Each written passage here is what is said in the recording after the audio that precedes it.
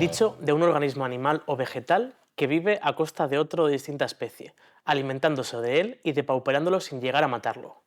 Esta es la definición según la RAE de parásito, y así es como podemos describir a los grandes tenedores de vivienda.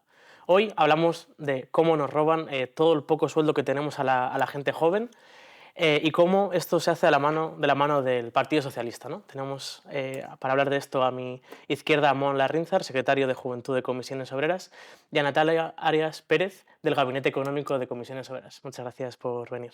Encantado. Y vamos a entrar en materia directamente. ¿Cuál es vuestra peor experiencia para alquilando un piso o como inquilinos? Empiezo yo si queréis. A ver, esto es como cuando tienes un trabajo, ¿no? En algún momento vas a tener algún problema. Ni hay casero bueno, ni patrón bueno. Mi peor experiencia fue la primera. Solamente he tenido dos experiencias de casero, solamente me he mudado dos veces. La primera fue la típica, de no me quieren devolver la fianza. Además creo que eran dos mensualidades, bueno, más luego lo que tienes que pagarle a la inmobiliaria. Eran 2 meses, pues 1.500 euros, que claro, además tenía pensado es con esos 1.500 euros pues pagar algún mueble más de la siguiente casa y lo que vamos, fue un follón absoluto y esto yo creo que es algo que es bastante habitual entre los jóvenes. Sí, sí, al final lo que nos pasa es que estamos en una indefensión absoluta, que si quieres denunciarle tienes que gastarte dinero en abogado, en las costas, el procurador y al final, pues claro, es una indefensión brutal porque él tiene el dinero y si no te lo devuelve pues se queda tan pancho y tienes tú que denunciar, ¿no? No sé cuál ha sido más tu caso. Pues yo creo que mi peor experiencia está más relacionada con el estado de la vivienda y con pedir que nos rehabilitaran pues, ciertas partes de la vivienda.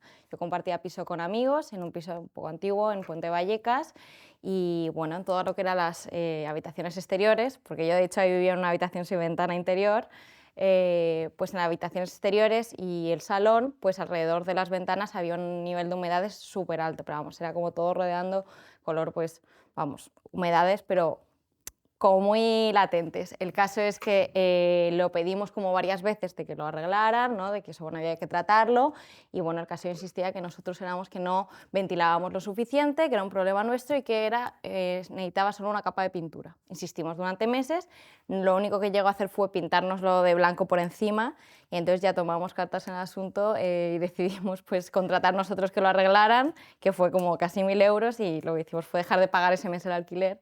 Y claro, pues se enfadó bastante el casero y bueno, ya teníamos pensado a lo mejor movernos algo un poco pues con mejores condiciones, pero vamos, y mira que era simpático y todo, pero es que cuando le tocas la pasta... No hay casero En bueno. algún momento al final siempre hay algo que hace Sí. saltar la chispa. A mí me pasó lo mismo, tenía un piso horrible, mi primer piso en Madrid, y había humedades también, además en nuestro, o sea, en el cuarto donde yo dormía, claro, que es bastante jodido. Y se echaba la culpa a la comunidad, a la casera a la comunidad, y al final pues seguíamos ahí y efectivamente nos vamos. Al final es lo que hacen, lo pintan y luego llega el siguiente y se encuentra otra vez. Se encuentra otra vez lo mismo. A mí me pasó que además el piso era pues, lo que me podía permitir en ese momento de precario y no tenía, las ventanas no aislaban nada, no tenía extractor ni calefacción. Me acuerdo de una factura que nos vino de 400 euros que básicamente pues, tuvimos que pedirle dinero a nuestros padres para poder pagarlo porque es que no llegábamos, ¿no? Y muchos jóvenes se plantean a veces incluso poner la estufa en invierno porque no pueden pagar el precio del gas, ¿no? Y bueno, yo creo que aquí ya podemos meter el primer dato, intentaremos no meter muchos, pero algunos sí que caerá, que es que la mitad de las personas que viven de alquiler es pobre. Yo acerca sobre eso también por meter ojo. No quiero meter muchos datos, pero efectivamente, aparte, o sea, como que hay una clara distribución donde los caseros están en la capa más alta de la renta y los inquilinos en la capa más baja. Y de hecho, bueno, en el gabinete o la cooperativa Hidra de Barcelona, que imagino que la conocéis, que estudia todos estos temas de vivienda y sobre todo de inquilinos, pues muestra que incluso quitándoles la renta por alquiler a los caseros, aún así seguirían teniendo suficiente para vivir, es decir, no necesitan toda esa renta. Por supuesto que después hay heterogeneidad dentro de la composición, pero es que vemos una extracción de renta totalmente que va desde abajo hacia arriba. Claro, aquí vamos, se ve claramente las dos extracciones de clase, ¿no? Los rentistas, por un lado, que simplemente con especular, con que les llegue el dinero de la gente que les paga el alquiler todos los meses, tienen para vivir, no necesitan trabajar, y la clase trabajadora, que obviamente tiene que pagar los pisos. Es terrible porque antes simplemente que trabajando, pues tenías la capacidad de adquirir una vivienda, ya no solo en alquiler, sino incluso en propiedad. Pero ahora, incluso con todo el trabajo que se está haciendo del sindicato para subir los salarios, la subida del SMI, subida de sueldos en base a la negociación colectiva, pero como está subiendo a la par, o al revés, los alquileres suben más todavía, al final es una pescadilla que se muerde la cola en el que no podremos acceder a la vivienda, sobre todo las personas más jóvenes. Yo creo que esto es muy importante lo que dices. Se habla mucho de la guerra generacional, ¿no? Y es un discurso que desde el sindicato lo odiamos absolutamente, pero justamente en el tema de la vivienda sí que podemos ver cómo la generación actual lo tiene mucho más difícil. Es decir, en los años 80 había un 40% de desempleo juvenil, como lo hubo en el año 2013. Es decir, la precariedad juvenil no es algo nuevo. El hecho diferencial en el que sí que nosotros estamos peor, y no es culpa de nuestros padres, es culpa de que se han hecho malas decisiones a nivel político, se ha decidido especular a expuertas durante la crisis de 2000, antes de 2008 y ahora también. Pero es verdad que ahora mismo un joven, solo para pagar la entrada, tendría que ahorrar, el otro día decía el Consejo de la Juventud de España, 2 o 3 años de salario, sin gastar ni un euro en alquiler o en vivir, ¿no? Y yo creo que ahí es un tema complejo, no hay que azuzar nunca una guerra generacional, pero yo creo que también, por honor a la verdad, sí que hay que ser, hay que decirlo, ¿no? Que es que ahora mismo sí que hay una diferencia que es esa, el alquiler y las viviendas cuestan mucho más. Veía hoy además un estudio que decía que había aumentado un 30%, perdona, la gente joven había perdido un 20% del poder adquisitivo, mientras que la vivienda se había mantenido entre el año 2008 y 2017, ¿no? Por lo tanto, yo creo que ahí sí que tenemos mucho que decir los jóvenes y que, vamos, que basta ya de toda esta especulación, ¿no? Vosotros, no sé si recordáis la última vez que os enfrentasteis a Idealista, cómo sentisteis, cuánto tardasteis en buscar vivienda. Sí. Bueno, yo recuerdo sobre eso, cuando nos estábamos cambiándonos de ese piso que os he comentado a otro, fue durísimo. Además, como que no lo vimos venir. Yo creo que fue un poquito antes de la pandemia, o incluso 1 o 2 años antes, pero realmente los precios habían subido bastante, pero sobre todo era como imposible que nos dieran un piso. Había que llegar llamar el primero. Me acuerdo, visitábamos también pisos en Puente de Vallecas y éramos como 4 personas, todos en ese momento con nómina. Y es que no nos lo querían alquilar. Entiendo, también había una cosa de no queremos jóvenes que igual, pues no sé, nos rechazan la vivienda o cualquier cosa, porque eran unos requisitos y además como no sé cuántas mensualidades por adelantado entre la fianza, entre la inmobiliaria, y fue como un momento como mucha ansiedad, y eso que yo estaba con amigos, que eso al final te recoge mucho, que si estás tú solo, que eso ya es... Sí. Yo, pensar en idealista me llega vamos, al corazón, ansiedad. Es que es ansiedad de ver los pisos. Yo además que me quería mudar, es la primera vez, me quería mudar por Hortaleza, por el barrio Hortaleza, en el norte, pero vamos, es barrio. Y recuerdo ir a visitar absolutamente todos los pisos, incluso algunos que decías, sé que no me voy a meter aquí ni de broma, pero simplemente por ver, no vaya a ser que me quede sin nada más y tener que meterme en cualquier lado, pues eso. Claro, pisos que algunos estaban absolutamente destartalados y además luego lo que dices, que tienes que prácticamente dar sangre de unicornio. Las dos nóminas, el no sé qué, el hander, el tal, o sea, es muy complicado. Y más lo que hemos hablado antes, también el dinero que se lleva la inmobiliaria. O sea, Que ahora mismo es ilegal sí, y efectivamente, siguen sí, pidiéndolo. sí, claro. Lo La nueva ley de enmascaran. vivienda es ilegal, pero se sigue. Tengo un amigo que se lo pidieron en negro directamente. Le dijeron, esto como ya no es legal, te lo pedimos en negro y ya está, ¿no? Quiero decir, o sea, yo es que creo que es uno de los sectores más piratas de los que Sí, sin puede duda. haber en el tema o sea, el tema de las inmobiliarias. El negro directamente. Sí, pero es lo que hablabas al principio, es la impunidad. O sea, se sienten con una absoluta impunidad para hacer eso porque no hay una contraparte que les pueda hacer nada. Yo que sé, un parque público de viviendas, por ejemplo. Como eso no existe, pues al final las inmobiliarias tienen todo el poder de gestionar las viviendas como quieren. Eso es. Y al final el casero no es que sea bueno o malo, sino que quiere es maximizar su beneficio y va a intentar pues, tener al mejor inquilino, lógicamente que no sea migrante, porque los migrantes se dejan de pagar antes, que no sé qué, y hay racismo, hay LGTBI-fobia y hay al final odio al pobre, porque claro, el pobre sabes que no te va a pagar. Yo lo pensaba, ¿no? Yo tenía a mis padres cuando no tenía una nómina que me avalaban el contrato, pero digo, ¿y alguien que está en paro no tiene derecho a vivir? Claro. Claro, no, solo puede acudir a alquiler por habitaciones temporal, donde ahí sí que ya no tienes absolutamente ningún O el derecho. negro, eso es. Luego, claro, también se quejan, ¿no? Y en parte con razón, ¿no? La derecha usa el tema de la ocupación cuando hay gente que compra llaves de pisos ocupados.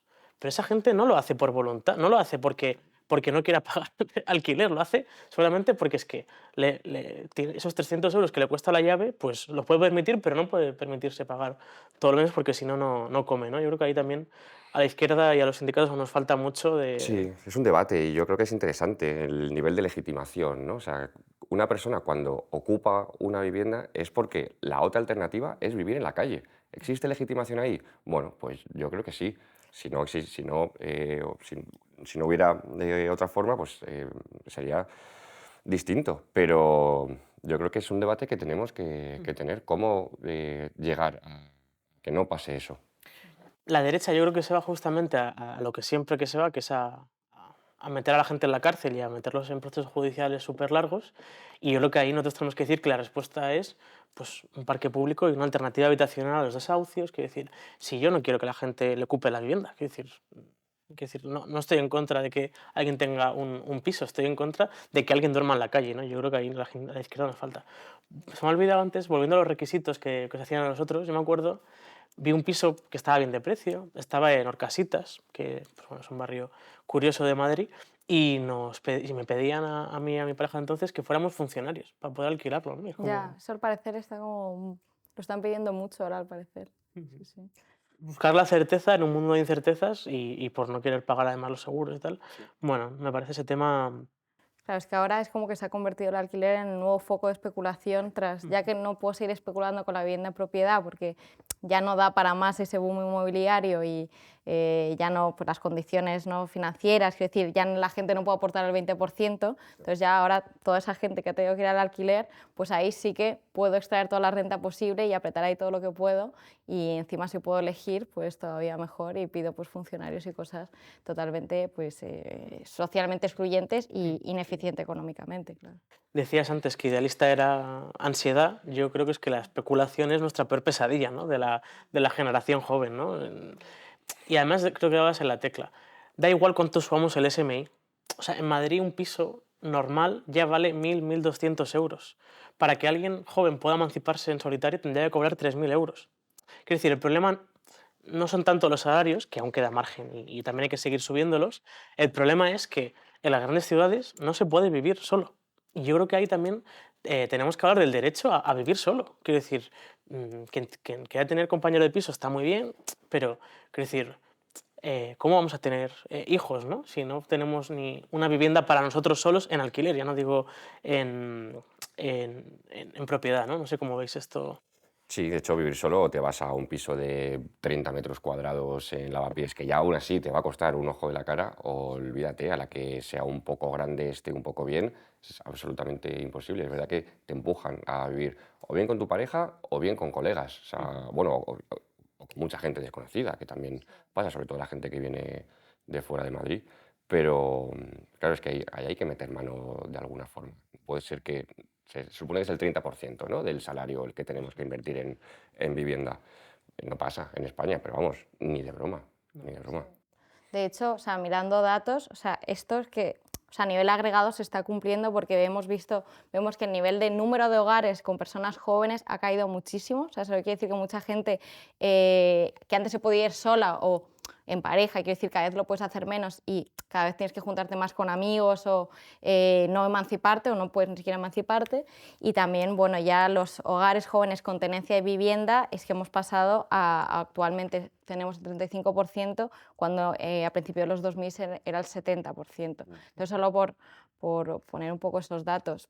El dato que da el CJE siempre es que pues, en torno al 90% del salario lo tendríamos que destinar a la vivienda, ¿no? Si coges la media salarial de los jóvenes y de las viviendas, ¿no? Me parece una cosa pues, totalmente absurda, ¿no? Y que además yo creo que aquí el Estado y en concreto este gobierno tiene que ser valiente y tiene que ser muy contundente con este tema. Es decir, la gente ya no es que le dé ansiedad idealista, es que le da ansiedad a la vivienda en general.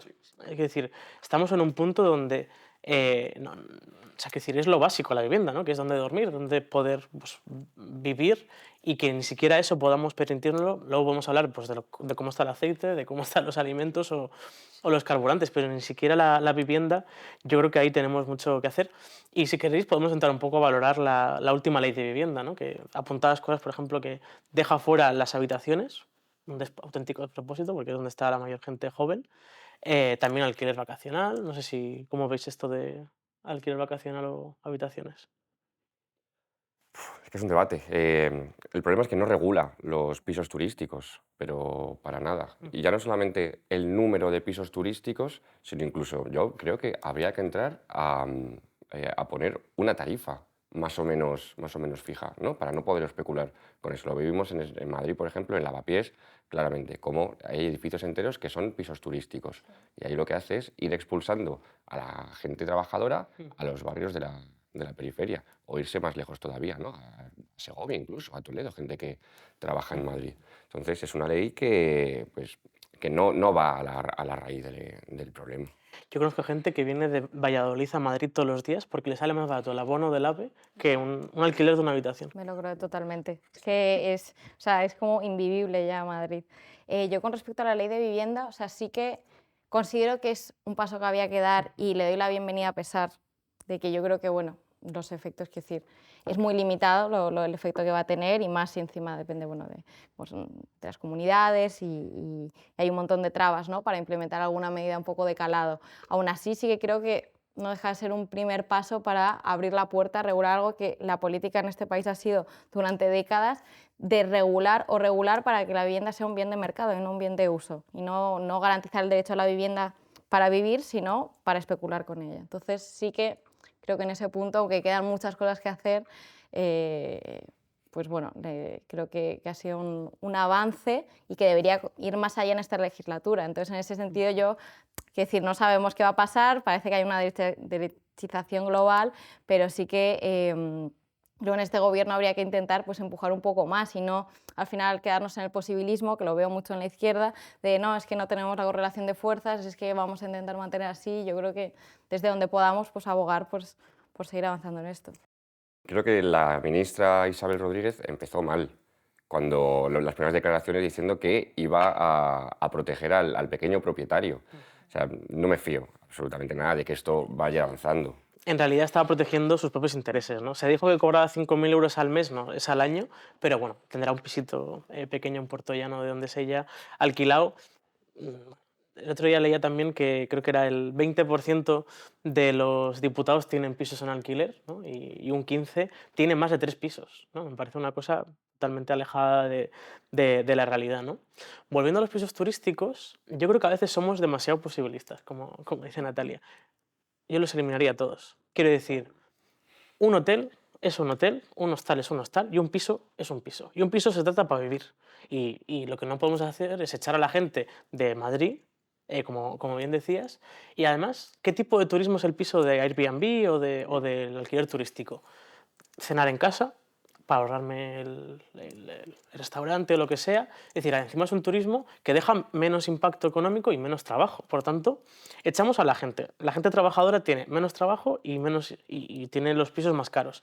Yo es que creo que convertir todo Madrid en un hotel me parece un despropósito. Y yo creo que ahí tenemos que ser muy contundentes y a este gobierno le animo a que se deje de medias tintas. Que es que, no sé quién me decía un día, es que no podemos regular la propiedad privada hasta ese punto. Y yo, ¿por qué no? Quiero decir, yo no puedo montar un negocio en mi vivienda, a no ser que haga determinadas cosas. ¿Por qué sí puedo montarme un hotel en una vivienda de uso particular con vecinos, ¿no? Además, en Barcelona, que lo han sufrido esto mucho, claro, el turismo que te viene es un turismo de borrachera muchas veces, que hace ruido, molesta a los vecinos, hay familias, quiero decir, es que a veces también, ¿no? Tanto que hablamos de familias y luego ni siquiera les damos una vivienda habitable, ni siquiera por los vecinos que tienen, ¿no?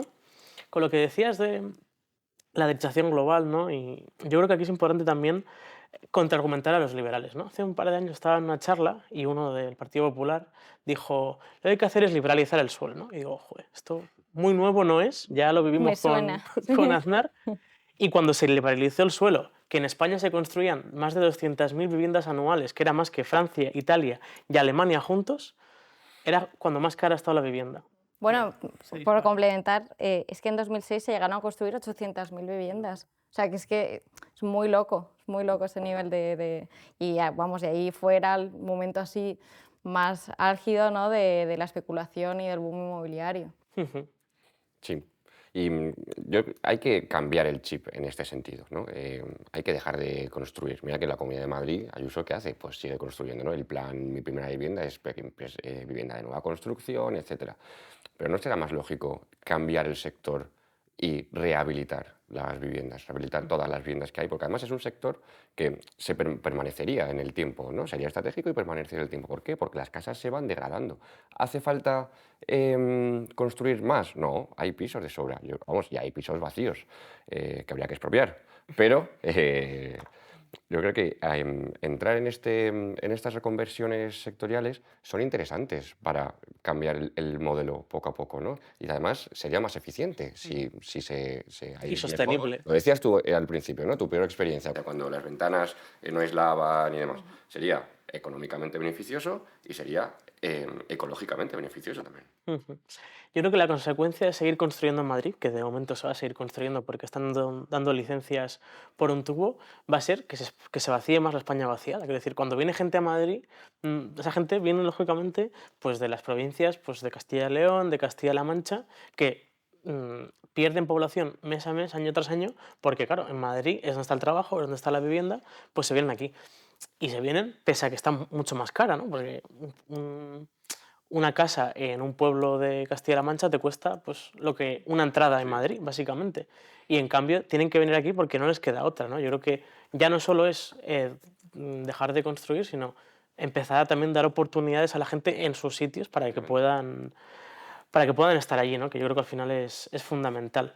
No sé, ya que eres tú la economista de la mesa, nos cuentas qué hacemos con este sector. Bueno, antes del qué hacemos, por aterrizar un poco en el momento en que estamos ahora, quería contar un poco de dónde venimos, que yo creo que ya nos lo sabemos muy bien, pero para entender en qué momento y por qué ahora se ha convertido el alquiler un poco en la parte así central, ¿no? de la especulación. Como sabemos, desde los finales de los 80 y sobre todo en el ciclo 95-2007, bueno, tuvimos ese gran auge boom inmobiliario que estuvo de manera como muy curiosa. Tuvimos en esos años altas tasas de crecimiento económico a partir impulsado por la demanda interna. Eso es algo como muy curioso cuando lo miramos los economistas, porque era un marco donde había un control del gasto fiscal muy fuerte desde Europa. Recordemos, entrábamos en Europa. También hubo un gran periodo de contención de los salarios a partir de los 90. Además es como todo un momento así de auge, ¿no? de todas las ideas neoliberales. Y eso, que en principio debería contener la demanda interna, vemos que lo que hubo es un gran impulso a la demanda. ¿Y esto cómo se hizo? Pues en base a endeudamiento y a una conjunción de rápido desarrollo inmobiliario, por un lado, boom de obra nueva, en paralelo con una revalorización muy fuerte de los activos que ya existían. Entonces ahí se creó pues pues a veces siempre decimos, ¿no? El rentismo es malo porque extrae renta de lo productivo. Pero es que incluso peor que eso es cuando el rentismo salía con lo productivo y hacen esos círculos viciosos en base a revalorización, o sea, me baso como en el rentismo, hago obra nueva para que eso se convierta a la vez en futuras rentas, y entonces se creó, pues bueno, como sabemos, una sobrerepresentación del inmobiliario que acabó explotando.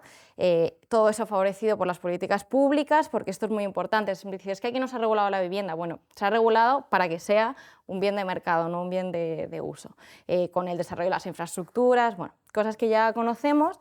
Pero entonces, ¿qué pasa? Llega la crisis en 2008, se cae, pincha esta burbuja, lo que no se había endeudado el Estado, todo lo privado estaba hiperendeudado, quiebran constructoras, familias, desahucios, un desastre social, por supuesto, socialización de las pérdidas. Y entonces ahí lo que vemos es que hay un montón de activos que no se sabe qué hacer con ellos. Y ahí es cuando entran, ¿no?, los fondos de inversión de fuera, con una regulación favorable, fiscal, y empiezan a quedarse con todos esos activos que, ya que no pueden venderlos porque la gente no puede volver a comprarlos, ni tener un crédito, ni cumplir las condiciones, entonces lo que hago es extraer la renta a partir del alquiler. Entonces se convierte, vemos cómo pasa el foco, ¿no?, al alquiler. Por supuesto, eso ya no es solo los fondos, sino que ya se empieza a generalizar, al igual que antes la vivienda, como la oportunidad de rentabilidad que todo el mundo quiere participar, pues ahora el alquiler, ¿no? ¿Quién no? O sea, mucha gente pues ahora dice, pues casi que mejor le dejo a mi hijo un piso que le va a dar una renta de por vida que a lo mejor pagarle unos buenos estudios cuando ya vemos que el ascensor social pues cada vez se cuestiona más y que no estamos seguros de que esté funcionando, ¿no? Sí. Entonces, bueno, en ese momento, frente al que hacemos, yo creo que, no sé, tú que querías contar las propuestas que tiene el sindicato. Sí, antes de eso decíamos, antes Sí. de entrar aquí, ¿no? La noticia que salía estos días de que el 60% de la vivienda se compra sin hipoteca. Sí, Claro. eso es muy fuerte. O sea, es muy fuerte porque es puramente especulativo, o sea, eso de grandes rentas. No sé quién tiene 200 o 400.000 euros Ya, para yo no. comprar viviendas. Me parece una locura. Yo creo que al final eso es una cuestión determinante, la que estás diciendo. Tenemos un modelo de país donde no tenemos industria fuerte y en parte es porque los últimos 15, 20 años hemos estado apostando al ladrillo y hemos vuelto a eso a unas sabiendas de cómo acabó la anterior crisis donde apostamos al ladrillo. A mí me parece que vamos hacia un acantilado cuesta abajo sin frenos y que encima estamos empujando para ir con más fuerza ¿no? Completamente. y Ayuso, incluso el PSOE, ponen ayudas para que los jóvenes se compren viviendas. Ok, genial. ¿A quién ayuda esto? A 4 jóvenes que tengan buenos salarios y que tengan o sea, que tengan estabilidad laboral. Pero luego, la mayoría de la gente joven la tenemos pues eso, compartiendo incluso hasta habitaciones. Las habitaciones más baratas en Idealista son Son compartidas, sí. compartidas.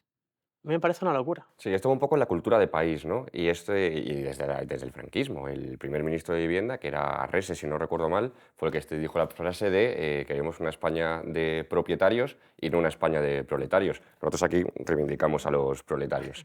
Entonces, claro, se juntan estas cuestiones para cómo se transforma para especular y porque es la única forma de dar una herencia a nuestros hijos, ¿no? Porque las rentas no son suficientemente altas como para dejar mucho dinero, lógicamente, es normal. Entonces pienso, bueno, pues ¿qué tengo para dejar a mis hijos? Pues una casa. Y entonces nos metemos en la vorágine de la necesidad de compra.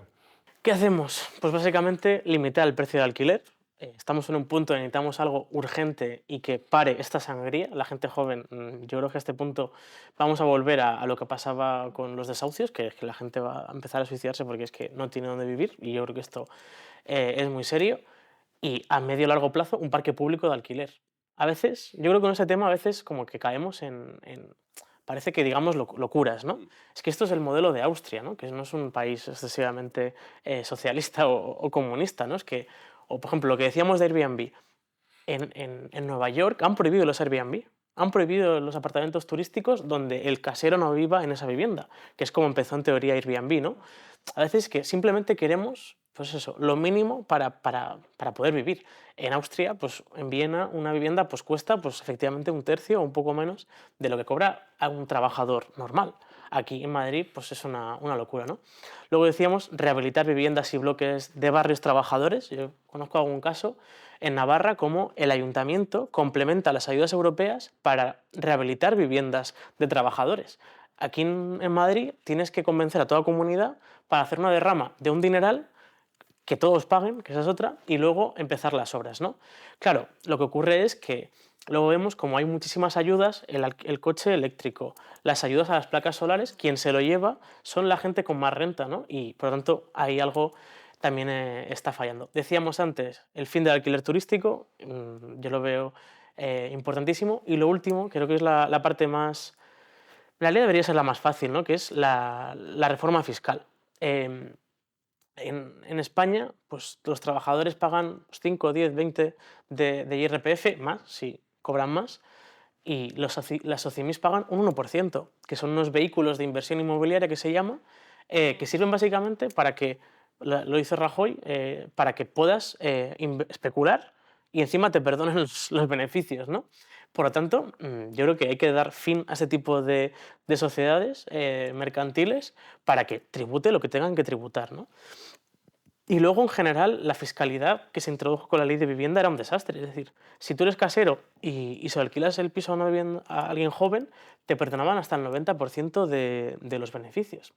Y con lo que tú decías, además, que es gente que está en los tramos altos de cobrar, ¿no? Yo creo que esto es lo básico y urgente. No sé si complementaríais algo. No, yo simplemente diría que es totalmente posible regular esto de otra manera. Es una cuestión de realmente voluntad política. En mayor o menor medida podemos tener objetivos más ambiciosos, más rápidos, pero desde luego yo creo que es súper factible desarrollar en un plazo 5 o 10 años, 15, realmente un parque público de alquiler que daría pues, salida, ¿no?, al problema de la vivienda en nuestro país, como dices, cambiando la fiscalidad, también teniendo en cuenta, ¿no?, dentro de lo que sería el parque, viviendas privadas, que, bueno, que es lo que se planteaba aquí en el sindicato a cambio de un poco una renta y cierta seguridad. Quiero decir, hay un montón de viviendas privadas que podrían entrar, se podría poner en disposición del parque público el alquiler, aparte de también recursos que tenga el Estado y construir por parte del Estado.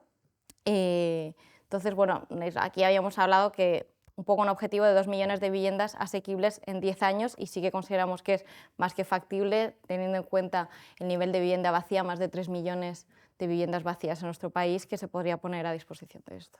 Sí, yo estoy de acuerdo. Creo que lo fundamental son dos vías, ¿no? El parque público de vivienda y la regulación del precio de alquiler por metro cuadrado. Luego voy a traer la nota un poco pues gris. Yo creo que en el capitalismo es complicado esto, sobre todo el tema del público de viviendas, ¿no? Porque está en la sacrosanta propiedad privada, que cómo vas a meter mano ahí. Pero creo que es fundamental, y lo decías, ya no solamente el hecho de que sean viviendas públicas, sino segundas viviendas, bueno, pues que sean gestionadas por el Estado, que sean gestionadas por este parque público de viviendas, y desde luego cargarnos todas las inmobiliarias y que no haya pisos vacíos. A favor de... Y que no haya pisos vacíos.